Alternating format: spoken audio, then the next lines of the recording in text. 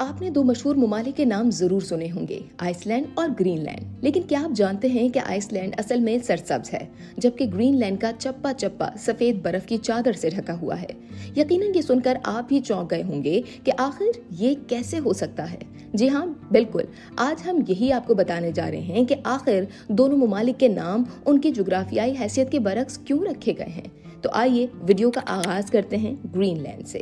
ये बहरी ओकियानूस और आर्टिक ओकियानूस के दरमियान वाक़ई दुनिया का सबसे बड़ा जजीरा है, जो डेनमार्क के दारुल हुकूमत कोपेनहेगन की निस्बत न्यूयॉर्क से ज्यादा करीब है।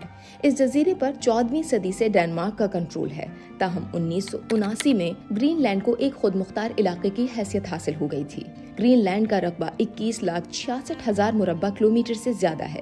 ग्रीनलैंड में हर साल 2 महीने ऐसे भी आते हैं जब सूरज लगातार चमकता रहता है और गुरूब ही नहीं होता। जजीरे के 80% से जायद हिस्से पर बर्फ की 4 किलोमीटर से जायद मोटी तह जमी है, जो आबो हवा की तब्दीली के बाइस तेजी से पिघल रही है। 8वीं और 9वीं सदी में वाइकिंग माहीगीरों के जहाज समंदरों में तैरते रहते थे। उनमें से एक मशहूर शख्स था एरिक द रेड। एरिक को आइसलैंड में एक झगड़े के 3 साल बाद जिला वतन कर दिया गया। वो अपने जहाज में बैठा और बीवी, बच्चों और साथियों के हमरा मगरिब की तरफ निकल पड़ा।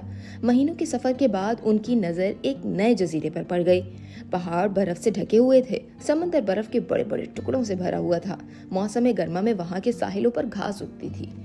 एरिक ने सोचा कि ये तो सख्त और सर्द जगह है, लेकिन अगर मैं इसका खूबसूरत नाम रख दूं तो लोग यहाँ आकर आबाद हो जाएंगे।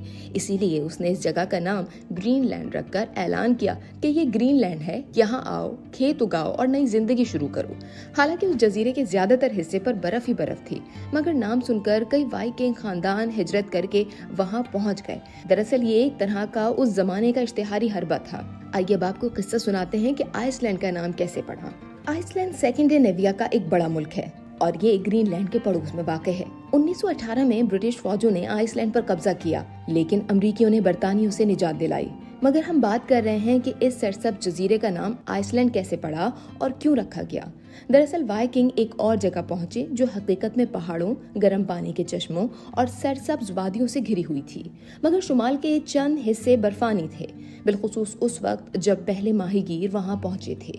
उन दिनों एक मशहूर मल्लाह फ्लॉकी विरगार्सन ने सफर के दौरान बर्फानी पहाड़ देखे और उसे मौसम सख्त महसूस हुआ, तो उसने इस जजीरे का नाम आइसलैंड रख दिया। आइसलैंड का सिर्फ 10% हिस्सा बर्फानी है, बाकी जगह सरसब्ज वादियों और पहाड़ों से घिरी हुई है। कई इलाकों में हर वक्त भाप उठती रहती है और कई जगहों से सदियों से कैटल की तरह उबलता हुआ पानी खारिज हो रहा है, जो अपने साथ बेशबहा मादनी अज्जा लेकर चलता है।